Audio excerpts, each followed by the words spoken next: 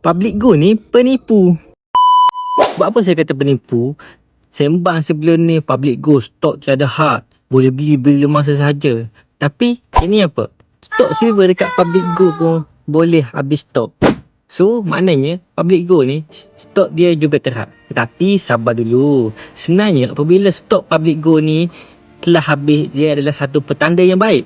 Iaitu petanda apa? Public Go ni merupakan sebuah syarikat yang pertama mendapat sijil patut syariah. So bermaksud Public Go hanya jual stok yang ada fizikal sahaja pada Public Go. Tak kisahlah tuan beli dekat gate ataupun account set, ia adalah emas ataupun silver fizikal.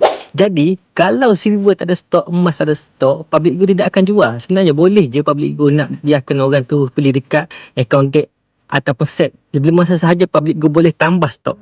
Tapi Public Go tidak buat macam tu. Public Go jual hanya stok yang ada dalam pegangan Public Go sahaja.